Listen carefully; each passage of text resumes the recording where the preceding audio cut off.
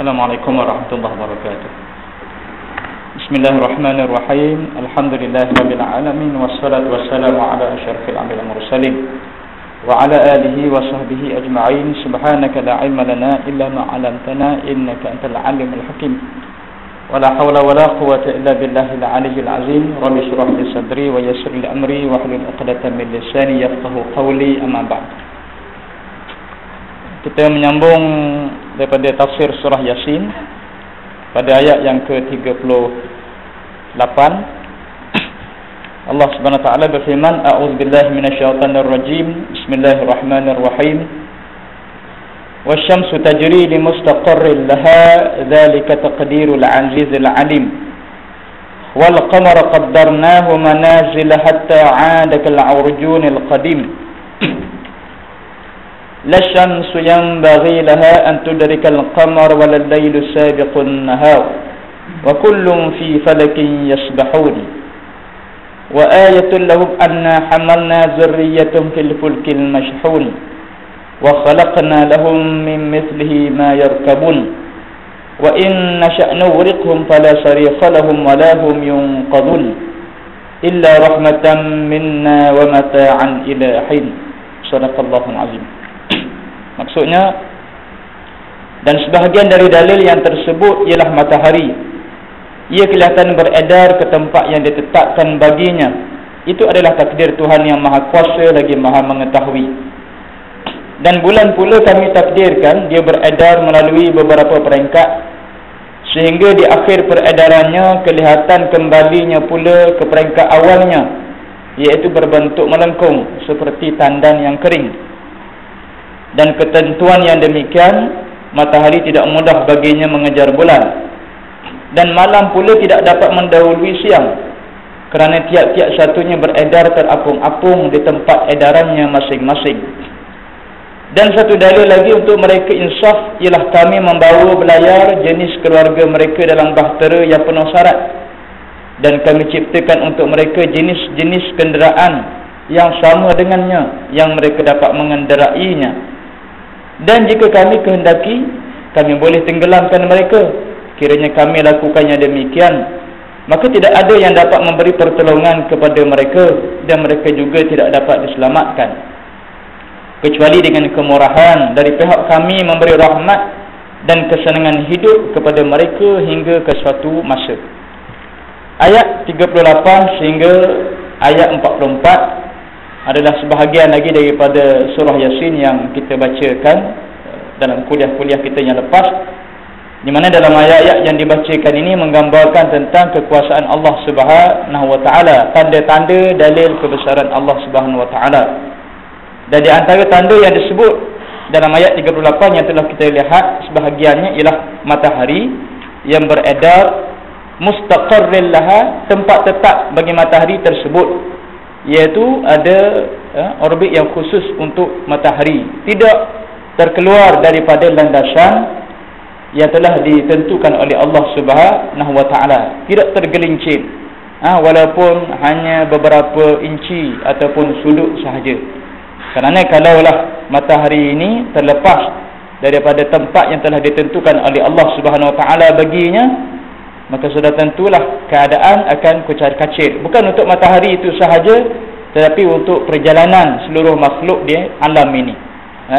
Kalau orang buat rumah biasanya, orang panggil tukang, dia kata apa? Lari sehung, dua hung saja. Satu hung, dua hung. Misalnya, nampak dah. Situ renyok, sini tak kena.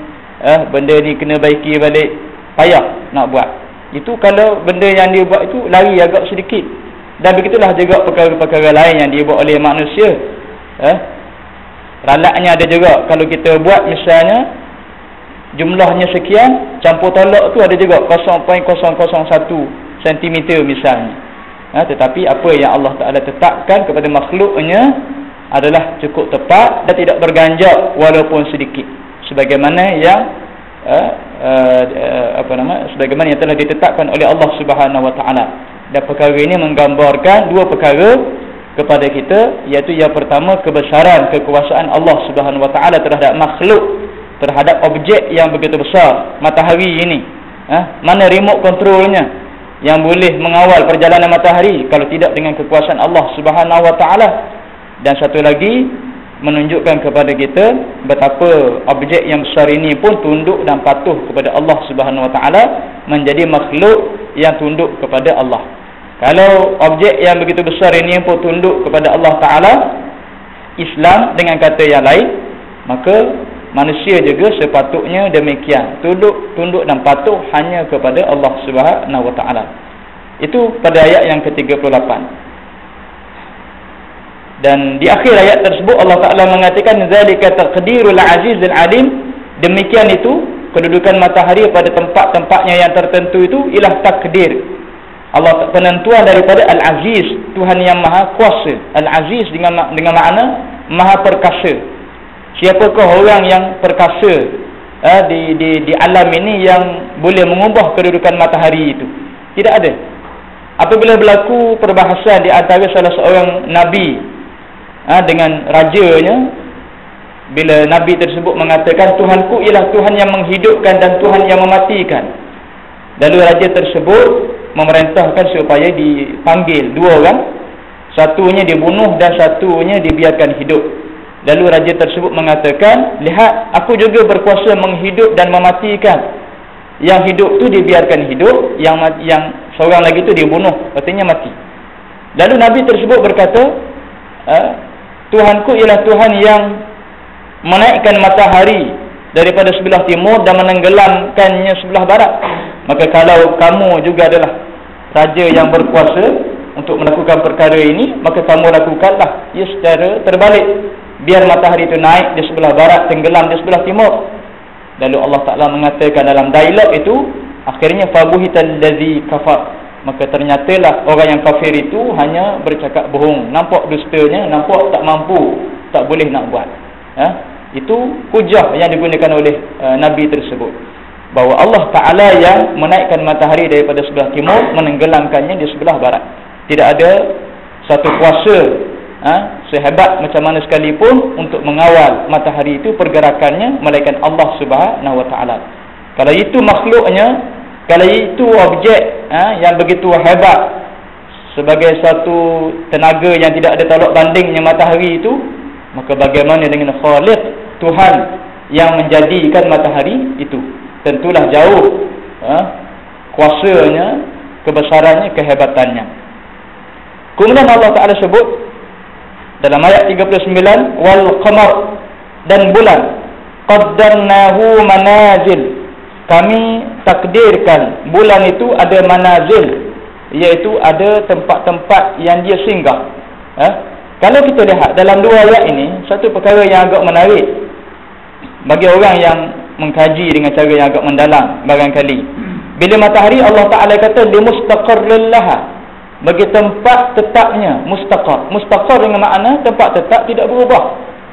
Faham kita secara sekali lalu, sekali embas daripada ayat ini mengatakan orbit matahari itu tidak bergerak, maknanya dia tetap. Tetapi yang bergeraknya barangkali mungkin bumi yang berpusing, berputar, yang menyebabkan matahari kadang-kadang kita tengok naik sebelah timur, tapi timurnya agak ke tengah, ke tepi dan sebagainya, kedudukan darjahnya itu. Adakah itu maksudnya? Maknanya yang bergerak itu adalah objek bumi ni, planet bumi, sementara matahari tetap. Ataupun kalau pada pandangan mata kita kata matahari itu yang berganjak beberapa darjah. Jadi kalau kita lihat sekali embas daripada ayat ini, Allah Ta'ala mengatakan mustaqar bagi matahari, maknanya tetap tempatnya. Yang berubah itu adalah bumi itu. Dan barangkali perkara ini boleh dikaji oleh ahli falak ataupun ahli astronomi tentang perkara ini. Kemudian Allah Ta'ala sebut dalam ayat 39 berkenaan dengan bulan pula, qaddarnahu manazil, kami takdirkan, kami tentukan kepada bulan itu manazil, tempat-tempat singgah, sebagai satu tempat yang bukannya tetap bagi bulan itu. Hatta ada kalau urujul qadim, sehinggalah bulan itu kembali seperti pandan yang kering. Allah Ta'ala jadikan bagi bulan ini tempat-tempat singgah yang dia berjalan daripada satu masa ke satu masa, iaitulah 28 tempat. 28 tempat. Di mana 28 tempat inilah bulan ini akan berada pada tiap-tiap malam dengan lebih kurang 13 darjah bezanya pada tiap-tiap hari. Pada malam ini, pada malam berikutnya, pada malam yang ketiga, seterusnya. Kemudian selepas 28 malam itu, 28 tempat, 2 malam akan tersembunyi, gelap. Kalau dalam bulan itu 30 hari, dan 1 malam akan tersembunyi kalau bulan itu malam 29. Dan akhirnya bulan ini akan kembali seperti tandan yang kering, seperti melengkung, kita panggil sebagai bulan sabit, kembali seperti asalnya. Ini yang disebut oleh para ulama falak. Dan berdasarkan kepada tempat-tempat perpindahan dan persinggahan bulan ini, inilah yang ditentukan bulan itu, berapa hari, 29 hari, 30. Sebab tu mengikut kiraan dalam bulan Islam ni tidak ada 31 hari, berdasarkan pergerakan bulan. Dan kerana itu juga beza setahun itu mengikut kalender hijrah dengan takwim masihinya, ada beza beberapa hari di situ, berkenaan dengan 365 hari. Dan demikianlah juga tentang umur seseorang, kalau yang dikiranya disebut sebagai tahun qamariyah. Tahun qamariyah, tahun yang berdasarkan kepada peredaran bulan. Maknanya kalau seorang itu umur dia 8 tahun mengikut kiraan tahun Masihi, maka barangkali mengikut tahun Hijrah sudah 8 tahun lebih. Jadi bagi mereka yang tidak keluar haid, bagi perempuan misalnya,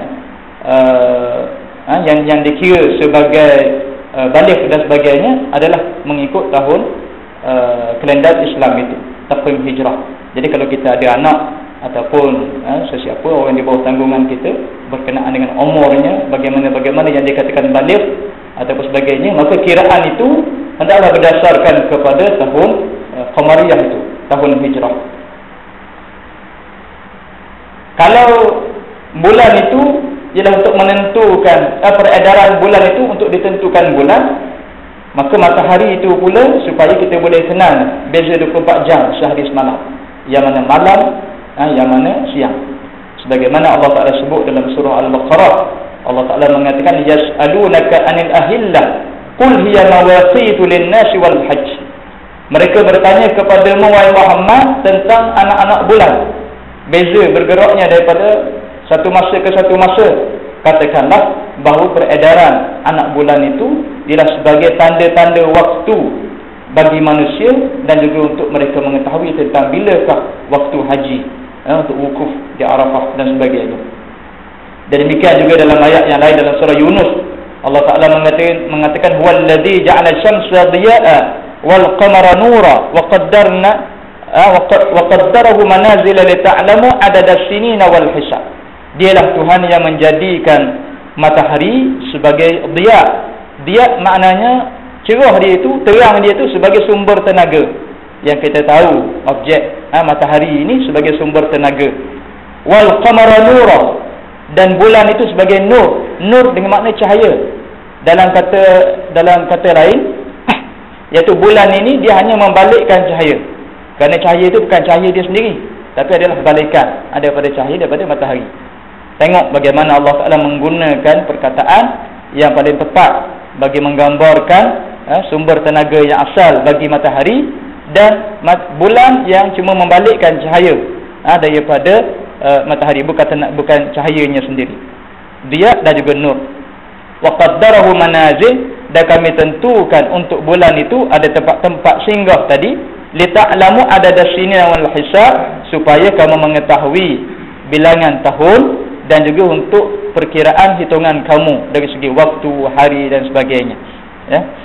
Kalau Allah Ta'ala tak jadikan malam dan siang, peredaran bulan, matahari ini barangkali kita pun tak tahu sekarang pukul berapa, hari ini tarikhnya berapa, bila nak tentukan, tak boleh. Kalau yang berlaku di setengah tempat, kutub utara ataupun sebagainya, kena 6 bulan siang, 6 bulan malam misalnya, contohnya. Kalau tempohnya begitu, kalau benda itu berlaku kepada kita, cerah 6 bulan, gelap 6 bulan pula, nak shift pun payah.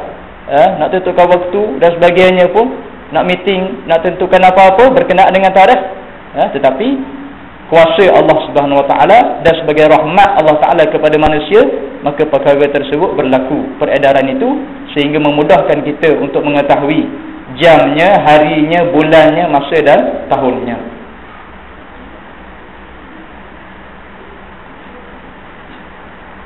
Cuma kalau berkenaan dengan matahari ini disebut dalam kitab tafsir, matahari naik pada tiap-tiap hari, tenggelam di sebelah barat, tetapi dia berpindah pada tempat naik dan juga pada tempat tenggelamnya pada musim panas dan pada musim sejuk. Jadi yang berpindah itu, macam kita kata tadi, adakah matahari itu ataupun bumi itu sebenarnya yang beredar, yang menyebabkan kita nampak pada zahir mata kita ini matahari. Tapi pada pandangan mata kita, matahari dia berpindah pada berbeza tempat naiknya dan juga tenggelamnya dalam musim sejuk dan juga pada musim panas. Dan kerana itu pada setengah masa, dan dengan sebab itu juga menyebabkan siang menjadi lebih panjang pada musim-musim tertentu, sebagaimana malam juga menjadi lebih panjang pada musim-musim yang tertentu. Sementara bulan pula, tempat berpindahnya itu pada awal malam sedikit sahaja cahayanya, kemudian makin bertambah pada malam yang kedua makin tinggi tempatnya, dan sehinggalah cukup pada malam yang ke-14, kemudiannya mula mengecil bulan, dah jadi bulan purnama pada malam 14, 15, kemudian mengecil pada malam-malam yang berikutnya dan turun balik ke tempatnya lebih bawah, menjadi seperti bulan sabit. Itu peredaran bulan. Sebab tu kalau kita tengok macam mana daripada satu malam ke satu malam itu perubahan bulan itu. Allah Ta'ala menyebut seterusnya, masih lagi berkenaan dengan dua objek yang besar ini, matahari dan juga bulan. La syamsu yanbaghi laha an tudrikal qamar.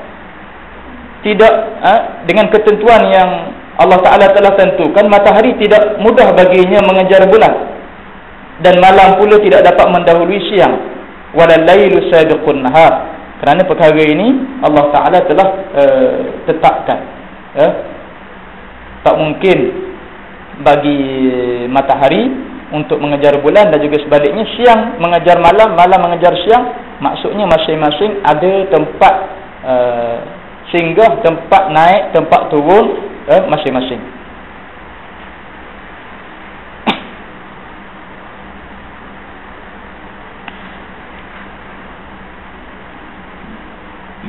Allah Ta'ala sebut wa kullun fi falakin yasbahun, dan tiap-tiap satunya itu beredar terapung-apung dalam falaknya masing-masing. Yasbahun ini, yasbah dengan makna berenang. Kalau dalam bahasa Arab, kalau orang panggil sibahah, itu dengan makna berenang dengan makna terapung-apung. Jadi matahari, bulan, bumi dan planet-planet yang lain ini terapung-apung di alam cakrawala ini. Siapakah yang meletakkan objek ini terapung-apung begitu? Tidak ada benda yang menahannya daripada atas, tali, tiang. Tidak ada perkara yang memegangnya daripada bawah. Kalau kita kata objek yang kita lambung, dia akan jatuh balik dengan sebab tarikan graviti, tapi tidak mungkin terapung begitu. Tapi objek yang besar, matahari, bulan, planet, semua kita ini pun sebenarnya kita sedang duduk di atas suatu objek yang terapung-apung di alam cakrawala yang begitu luas. Dan ini pun kalau bagi orang yang mempunyai akal fikiran, dia berfikir, dia merenung tentang kekuasaan Allah Subhanahu Wa Taala, ini menggambarkan tentang hebat kuasanya Allah Taala meletakkan objek ini walaupun begitu besar tapi terapung-apung. Bukan saja terapung-apung, dia berpusing lagi, berputar lagi. Maknanya cukup satu benda yang cukup hebat sebenarnya. Dan dengan kelajuan yang begitu kuat, dengan pusingan putaran yang begitu laju, terapung-apung di alam ini. Dan benda ini kalau zaman kita ini melalui bidang astronomi, ilmu falak dan sebagainya, orang akan melihat bagaimana kekuasaan Allah Subhanahu Wa Taala. Bahkan manusia dengan sedikit ilmu yang Allah Taala berikan boleh mengetahui kelajuan ini putarannya berapa ribu kilometer sejam misalnya. Pergerakan bintang ini, objek ini berapa ribu kilometer sejam ataupun dengan kelajuan cahaya misalnya. Boleh diukur perkara tersebut. Di zaman Nabi SAW dengan para sahabat tidak ada perkara-perkara ini. Tetapi mereka tidak pernah mempersoalkan tentang kebenaran Al-Quran yang menceritakan bahawa objek ini terapung-apung. Walaupun masa itu tak dapat nak gunakan kajian saintifik itu di zaman mereka. Tetapi Nabi, para sahabat beriman kepada perkara-perkara seperti ini. Maka orang yang mengkaji di zaman kita ini, sepatutnya kajian sains itu membawa mereka kepada kebesaran Allah Subhanahu Wa Taala. Itu kalau orang yang benar-benar mengkaji dengan mata hati. Kalau saintis-saintis yang mengkaji dengan benar akan bawa kepada Allah Subhanahu Wa Taala. Sebab itu ada dikarang dalam bahasa Arab, antaranya kitab Allah yatajalla fi asril ain. Allah Taala menunjukkan kebesarannya di zaman sains. Di zaman sains dan teknologi, Allah Taala menunjukkan kebesaran. Di mana ayat-ayat yang menunjukkan tentang alam dan juga fenomena-fenomena yang berlaku ini, banyak kita lihat kebenarannya di zaman kita ini, zaman sains dan teknologi. Tapi kenapa kajian kita itu akhirnya tidak membawa kepada keimanan kita kepada Allah? Sedangkan di zaman Nabi, walaupun tak ada sains dan teknologi, tapi mereka lah orang yang paling kuat beriman. Jadi benda ni barangkali mungkin mengajak kita berfikir bersama-sama. Saya ingat masa saya tingkatan 4 masa itu, di sekolah Alam Shah Kuala Lumpur, guru matematik saya seorang Cina perempuan. Dia mengajar matematik, dan sambil itu dia memberitahu tentang akidah yang dia pegang, iaitu dia tidak percaya kepada Tuhan. Guru Cina yang tidak percaya kepada Tuhan, ateis. Dia mengatakan, I've no rules to follow. Saya tidak ada peraturan untuk diikut. I'm free, dia kata. Saya bebas. I've no rules to follow. Maknanya untuk agama ni tak perlu. Itu guru matematik. Kemudian ada seorang kawan yang bertanya kepada dia, spontan, cikgu, kalau cikgu berada dia dalam kapal terbang itu nak jatuh, kepada siapa cikgu nak minta tolong? Dia tak sempat nak jawab soalan itu. Akhirnya loceng pun berbunyi dan akhirnya dia pun keluar daripada kelas tersebut tanpa menjawab soalan pelajarnya tadi. Itu satu contoh. Seorang lagi cikgu kimia, Cina juga. Walaupun Cina, tapi dia akhbar Jawi dia boleh baca. Tapi dia Jawi boleh baca lah. Tak tahulah dia belajar kat mana. Tetapi dia pun tidak ada agama juga, bebas. Dia ajar kimia, dia ajar tentang antaranya proses bagaimana gas petroleum itu terbentuk dalam bumi, lapisan-lapisannya. Kemudian akhir sekali dia kata benda ini berlaku secara nature. Perkara ini berlaku secara nature, maknanya secara tabi'i, semula jadi, tanpa ada kuasa Tuhan yang menjadikan. Walaupun dia tak sebut kata bukan Tuhan yang menjadikan, tapi bila dia sebut secara nature, itu kita fahamlah maksud nature tu. Terjadi secara spontan, semula jadi begitu, tanpa campur tangan kuasa Allah Subhanahu Wa Taala. Dia melihat kita kata fenomena alam yang berlaku, manifestasi daripada kebesaran Allah Taala itu dalam bentuk kejadian itu berlaku benda ni, tapi dia tak sampai kepada peringkat mata hatinya melihat bahawa perkara ini sebenarnya berlaku tidak spontan. Kalau kita pergi dengan cara logik yang lain, dia guru kimia, tindak balas kimia misalnya, adakah berlaku secara spontan? Kecuali tak tahulah. Mereka yang belajar tu, kita kata kita nak campur bahan ini dengan campur bahan ini, kita yang campurkan, misalnya nak jadikan bahan demikian, tangan kita yang mencampurkan, lalu berlakulah tindak balas kimia di situ dan menghasilkan sesuatu misalnya. Tapi dia tak sampai. Akal dia ataupun mata hati dia tak sampai kepada peringkat itu. Sebab itu bila seorang doktor pakar dalam bidang microbiology, waktu saya berada di Jordan dulu, dia pernah berpuasa pada hari yang begitu panas. Guru saya yang lain, Mufti Jordan masa itu, Syekh Noh, dia bertanya kepada kawan dia ni yang doktor pakar ni, kenapa saudara berpuasa pada hari yang begitu panas ini, musim yang panas ini, musim panas terik tapi puasa. Lalu dia kata, Allah Subhanahu Wa Taala memberikan kelebihan kepada saya untuk melihat makhluk-makhluk yang begitu seni di bawah, bukan setakat mikroskop biasa, tapi mikroskop elektron, melihat makhluk-makhluk yang berenang, yang berkepala, berekor begitu, yang tak nampak dengan mikroskop biasa. Ya. Jadi daripada objek yang paling jauh di alam cakrawala ini, yang kita boleh tengok dengan teleskop, sampailah kepada makhluk yang paling halus, yang dia tak boleh nampak dengan mata kasar, kita tengok dengan elektron, mikroskop tadi.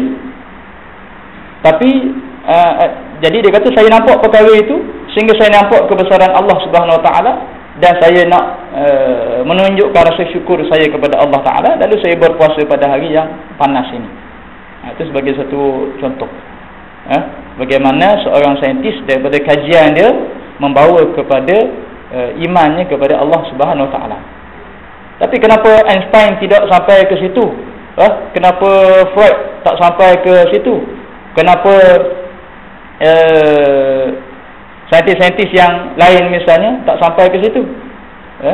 Itu ada masalah dari segi kajian dia ke, ataupun dari segi niat dia ke, ataupun dari segi perkara-perkara yang lain. Sebab perkara-perkara ini ada sebagai satu ayat, satu tanda yang kita sebut. Ayat ini ada dua, ayat maqru'ah, ayat yang boleh dibaca dalam Quran, dan juga ayat manzurah, ayat yang boleh dilihat dengan mata kepala. Kita melihat fenomena yang berlaku depan kita begini-begini, kita nampak kebesaran Allah Ta'ala. Kita baca dalam Quran, apa yang Allah Ta'ala sebut adalah sebagai satu perkara yang benar. Sepatutnya sampai ke situ. Ini baru dua objek, matahari dan juga bulan. Kita tak tengok lagi objek-objek yang lain yang pernah saya sebut barangkali kalau kita buka dalam laman web berkenaan dengan astronomi dalam internet. Dia tunjuk cakrawala yang apa nama, dia tunjuk galaksi yang begitu banyak. Kita ni bumi, bulan, matahari, campurlah planet-planet yang ada itu, Utarik, Mariah, Pluto, Zuhrah dan sebagainya, itu baru membentuk sistem matahari, solar system. Kemudian solar system ini hanyalah baru satu sistem dalam galaksi Bima Sakti yang ada ini. Tak campur sistem-sistem yang lain yang belum saintis kita terokai. Dan begitu banyak sistem ini baru berada dalam satu galaksi Bima Sakti. Yang ditunjuk dalam gambar itu, dia kata ada berapa puluh galaksi lagi. Maknanya ilmu manusia hanyalah baru secebis itu. Tapi dalam keadaan secebis sedikit itu pun banyak mana dah yang manusia ini boleh terokai. Tapi banyak mana lagi yang masih tersembunyi. Hakikat black hole itu sendiri apa dia? Di alam ini yang kita kata sebagai lubang hitam itu apa dia? Yang cahaya tidak boleh menembusi. Adakah itu yang dikatakan sebagai Sidratul Muntaha? Wallahu a'lam. Dalam peristiwa Isra Mi'raj, apabila Nabi SAW naik bersama Jibril melepasi langit yang ketujuh, bila nak naik Sidratul Muntaha, Jibril kata, aku tidak boleh naik. Kalau aku naik, maka aku akan terbakar. Kerana Jibril daripada nur, cahaya tidak boleh masuk ke ruang itu. Soalan kita, adakah black hole itu adalah Sidratul Muntaha? Wallahu a'lam. Tak tahu. Jadi sebenarnya dalam alam cakrawala kita sendiri pun itu tak masuk dalam alam-alam ghaib lagi. Ni baru alam yang kita boleh nampak, alam fizikal. Belum lagi kita pergi pada metafizik dan sebagainya. Tapi kat mana benda ni, hakikat perkara itu? Dan ini juga menggambarkan betapa manusia ni hebat macam mana sekalipun, ilmu dia tinggi macam mana sekalipun, tapi sebenarnya masih banyak perkara yang dia belum mengetahuinya. Kerana itulah apabila Nabi Khidir bersama dengan Nabi Musa berjalan di laut, dalam kisah yang kita baca dalam suratul Kahfi itu, pengembaraannya apabila seekor burung yang singgah ataupun yang hinggap di laut dan naik kembali, lalu Nabi Khidir mengatakan kepada Nabi Musa, wahai Musa, bandingan ilmu manusia dengan ilmu Allah Subhanahu Wa Taala ini ibarat seperti air yang terlekat pada kaki burung tersebut apabila dia hinggap pada air tersebut dan naik, dan apa yang jatuh berguguran itulah ilmu yang ada kepada manusia berbanding dengan lautan yang luas ini, ilmu sebagai ilmu Allah Ta'ala. Itu perbandingan yang mudah, tapi sebenarnya lebih jauh daripada itu. Laut luas macam mana sekalipun, tapi tetap ada tepinya, tetap ada tebingnya. Tetapi ilmu Allah Subhanahu Wa Ta'ala tidak ada tepi, tidak ada tebing.